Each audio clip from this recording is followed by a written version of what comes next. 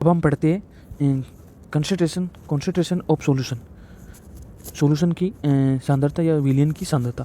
In activity 2.2 we observe that group A and B obtain different shades of the solution, so we understand that in a solution the relative. कि जो activity हमने 2.2 में हमने देखा कि जो group A और ग्रुप बी के पास क्या था, एक ही प्रकार के सब्सटेंस थे, एक ही प्रकार के विभिन्न के रंगों के विलयन है उसमें सॉल्यूशन।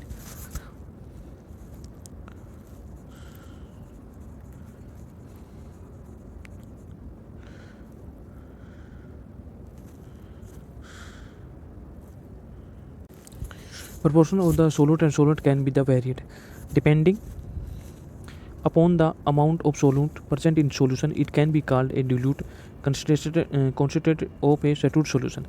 क्या होता है कि जो अमाउंट सोलूट जो अमाउंट होता है वो परसेंट होता है सोल्यूशन में, इट कैन बी कॉल्ड, उसको हम क्या बोलते हैं, डिलूट बोलते हैं उन्हें, या उसको बोलते हैं कंसंट्रेशन बोलते हैं, या उसको या सैचुरेटेड सॉल्यूशन बोलते हैं। जो dilute and concentrate are comparative terms होती है। जो डिलूट और कॉन्सेंट्रेट होती है वो क्या होती है, कौन सी टर्म होती है, कंपेरेटिव टर्म है, कंपेरेटिव में तुलनात्मक शब्द है। In a activity 2.2 the solution obtain by group A and is dilute as compare to the obtain by group B. और एक्टिविटी जो की थी 2.2 में हमने ग्रुप ए और ग्रुप बी के द्वारा क्या है क्या कंपेयर है, इनमें डिलूट का कंपेयर है दोनों में। एक्टिविटी 2.3 देखते हैं अब हम। एक्टिविटी 3 क्या है कि क्या कर रखा है इसमें, सबसे पहले हमें take approximately 50 ml of water each of the 2 separate beakers. हमें सबसे पहले 2 बीकर लेना है, उसमें 50 ml पानी लेना है। एड सेल्ट इन 1 बीकर, हमें 1 बीकर में सेल्ट लेना है, नमक लेना है, एंड शुगर और barium chloride in the second beaker with continuous steering. और सेकंड बीकर में हमें या बेरियम क्लोराइड ले सकते हैं या शुगर ले सकते हैं, और विद कंटिन्यूस को अच्छे से मिला लेना। उसके बाद वे no more solute can be dissolve it the contents of beaker और to raise the temperature by about 5 degree C। अब हमें क्या करना है, जो सोल्यूट होता है उसको क्या करना है, वो अधिक ना घुले, तो क्या करना है, उसको 5 डिग्री सेल्सियस पे ताप बढ़ाने पर अभी को गर्म करना है उसको। स्टार्ट एडिंग द सोल्यूट, और उसको क्या करना है, अच्छे से दोबारा मिलाते रहना है। Is the amount of the salt and sugar और barium chloride then can be dissolve in water at a given temperature the same. अब हमें जो सॉल्ट और शुगर बेरियम क्लोराइड तीनों के क्या लेना है, they can be dissolve water, पानी में घुल जाए अच्छे से, और गिवन टेम्परेचर द सेम, और टेम्परेचर वो क्या लेने सेम लेना।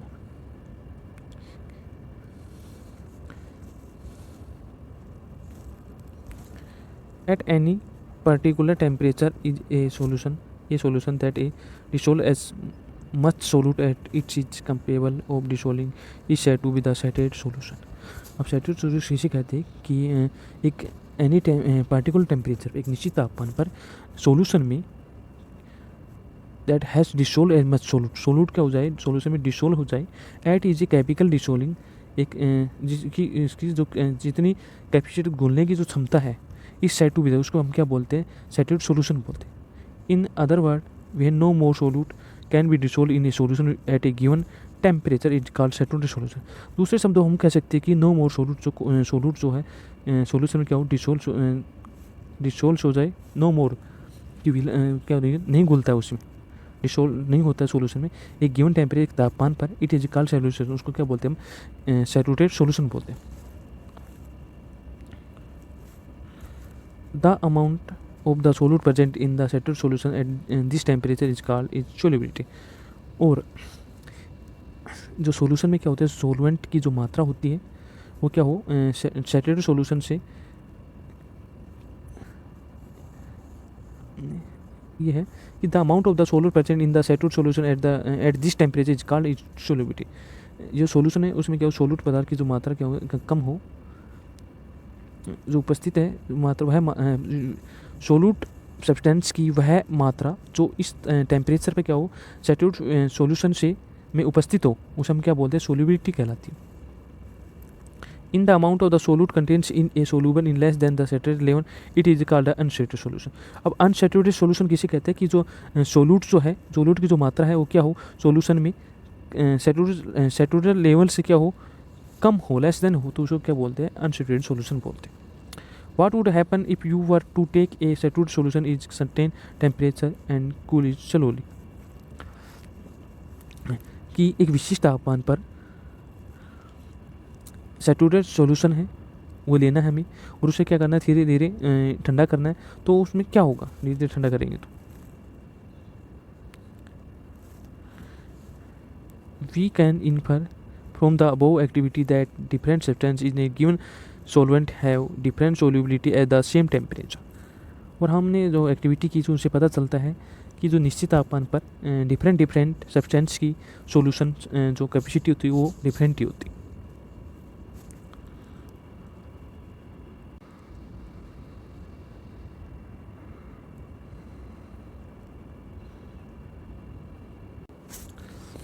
The concentration of A solution, अब जो कंसंट्रेशन है ऑफ सॉल्यूशन को क्या बोलते हैं, इन द अमाउंट मास, इसकी जो अमाउंट है सॉलिड की अमाउंट मास या वॉल्यूम में होती है, present in a given amount mass of volume solution.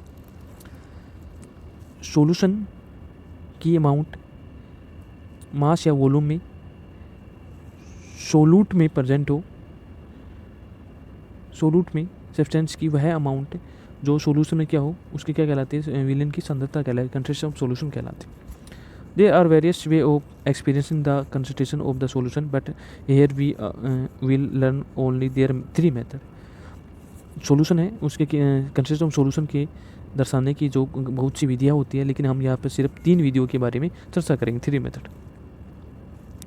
पहला है mass by mass percentage of A solution, mass of solute mass of solution, और इनटू हम क्या कर देंगे 100 से मल्टीप्लाई करते हैं तो क्या आ जाएगा हमारे परसेंटेज आ जाएगी मास बाय मास की। और हमारा जो सेकंड है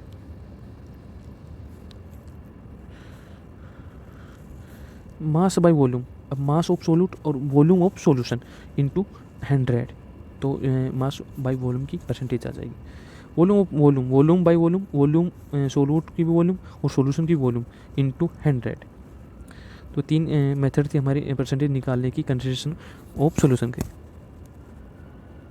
यहाँ पे एक एग्जांपल दे रखा है कि ए solution contents 40 grams of common salt in 320 gram of water, calculate the concentration in terms of mass by mass percentage of the solution. एक सॉल्यूशन दे रखा है और 320 ग्राम मिला 100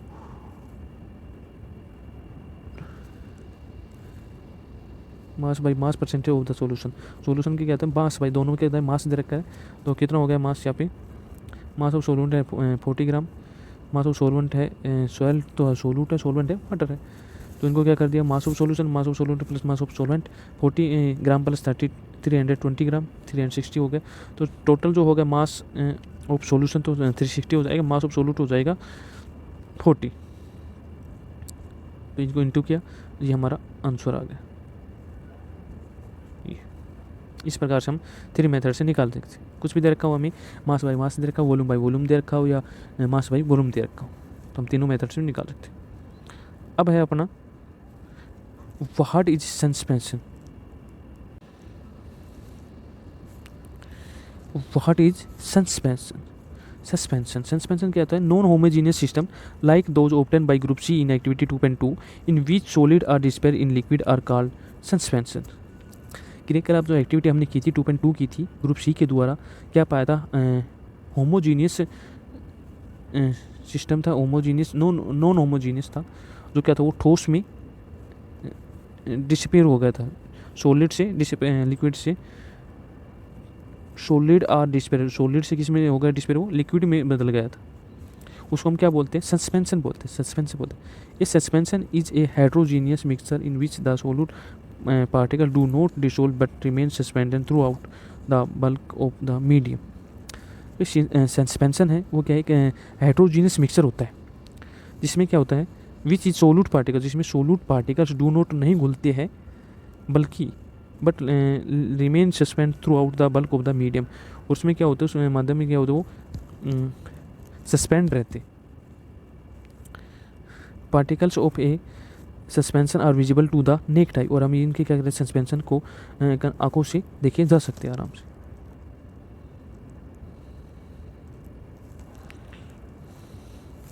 अब है properties of suspension. Suspension is heterogeneous mixture की सबसे पहले जो प्रॉपर्टी दे रखी है इसकी दे रखी है, सस्पेंशन होता है वो हेट्रोजीनियस मिक्सचर होता है।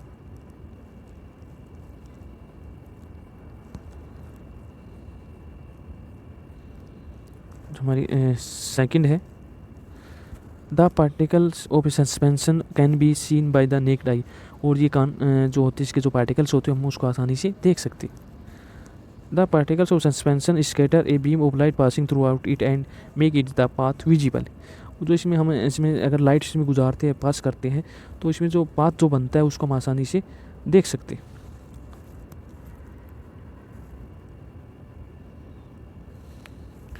The सोलूट particles settle down when a suspension is left undisturbed, that is a suspension is unstable.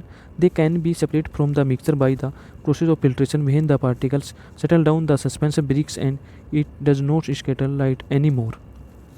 The सोलूट है, अब इनको क्या करते हैं, जो सोलूट के जो पार्टिकल्स उनको सेटल डाउन, उसको जब उसको लेफ्ट अनडिस्टर्ब उसको हम छेड़ते नहीं है तो जो उसके क्या होते हैं सेटल बैठ जाते हैं, का नीचे की ओर बैठ जाते हैं, और वो क्या हो जाता है, जो सस्पेंशन वो अनस्टेबल हो जाता है, मतलब अस्थायी हो जाता है। अब they can be separate from, इनको क्या कर सकते हैं, सेपरेट कर सकते हैं मिक्सचर को bye the process of filtration के द्वारा हम इनको सेपरेट कर सकते हैं सब्सटेंस को। When the particle settle down the suspension breaks and it does not scatter light any more.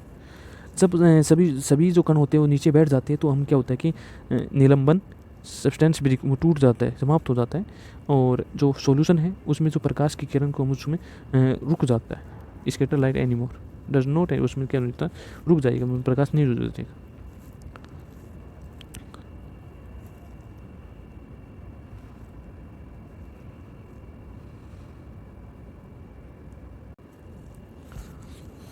What is a colloid solution, कि कोलाइड सॉल्यूशन क्या है। The mixture obtain by group D in activity 2.2 called a colloid of colloid solution. हमने group D को जो activity करवाई थी 2.2 में, वो क्या था, उसको क्या बोलते हैं, कोलाइड ए कोलाइड सॉल्यूशन कहा जाता है। The particles of colloid are uniformly spread throughout the solution. जो पार्टिकल्स है वो क्या होते हैं सॉल्यूशन में समान रूप से क्या होते हैं, फैले होते हैं वो through out, due to the relative smaller size of the particles as compared to that of a suspension। वो इसमें सस्पेंशन की अपेक्षा क्या होता है, जो कणों का जो आकार होता है वो क्या होता है, स्मॉल होने के कारण जो ये मिक्सचर है, the mixture appears to be the homogeneous. और किस प्रकार के लगता है आपको, ये जो मिक्सचर है वो होमोजीनियस जैसा होता है। But actually a colloid solution is a heterogeneous mixture, for example milk. लेकिन जो कोलाइड सोल्यूशन होता है वो हेट्रोजीनियस मिक्सचर होते हैं। फॉर एग्जांपल जैसे कि मिल्क में क्या होता है कि इसमें फैट्स है, वाटर है, प्रोटीन है, ये सारे।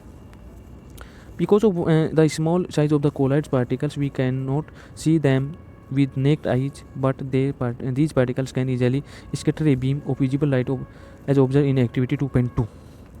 क्योंकि जो इसमें जो कोलाइड के जो पार्टिकल्स है हम आँखों से नहीं देख पाते, them with naked eyes can not, हम आँखों से नहीं देख सकते, लेकिन जो ये कण जो हम प्रकाश की किरणों को आसानी से फैला देते हैं, जैसा कि हमने क्रियाकलाप 2.2 में देखा है।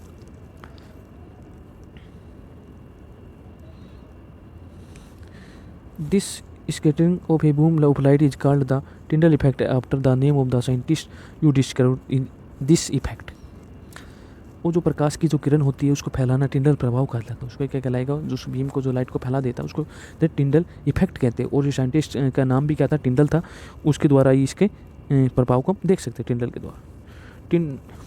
टिंडल effect can also be observe when a fine beam of the light enters a room throughout a small whole.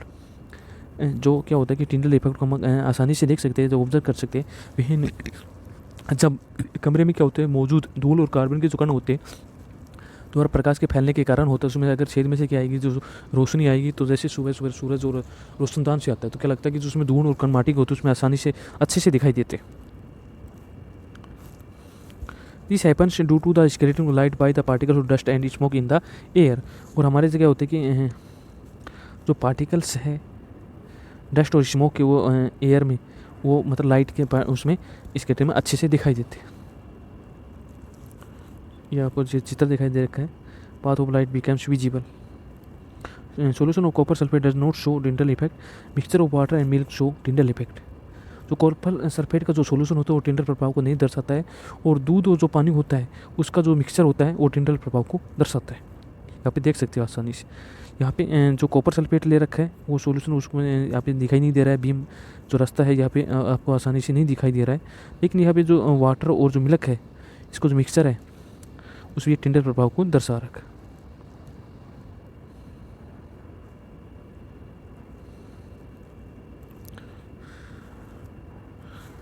Tyndall effect can be observed when sunlight passes throughout the can copy the dense forest. In the forest, mist contains tiny droplets of water which act as particles of the colloid disappear in air. कि जब एक घना जंगल होता है उसमें से क्या होता है, सूर्य की किरणें गुजरती रहती है, तो हम टिंडल प्रभाव को वहाँ पे आसानी से देख सकते हैं। और जंगल के जो कोहरे होते हैं, जो कोहरा धुंध होती है, वहाँ पे छोटे छोटे जल के जो पार्टिकल्स होते हैं उसमें कोलाइड कणों के क्या होते हैं, समान व्यवहार करते हैं। यहाँ पे जैसे आपको दिखाई दे रहा है सूर्य किरणें आ रही है, यहाँ पे पेड़ों पर पड़ रही है, तो अच्छे से दिखाई देती है, इधर से बीम का रास्ता दिखाई देती है, द टिंडल इफेक्ट। अब properties of collide.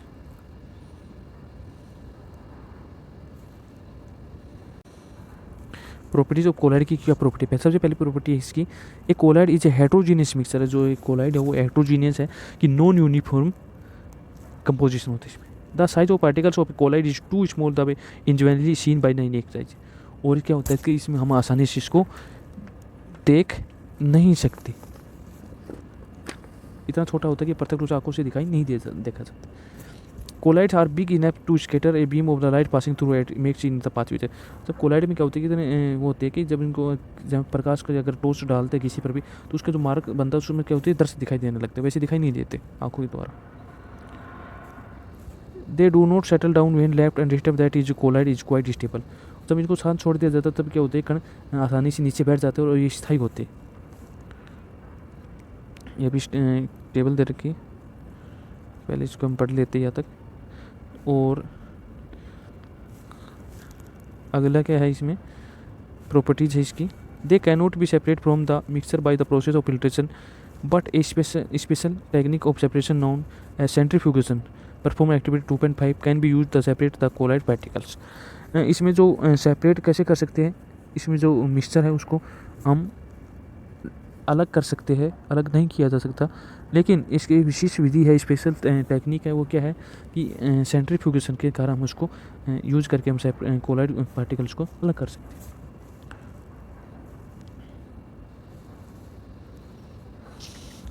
The components of colloid solution are the despair phase and the depression medium. The solute-like components of the despair particles in the colloid from the despair phase and the components in which the despair phase of the suspended is known as the despairing medium.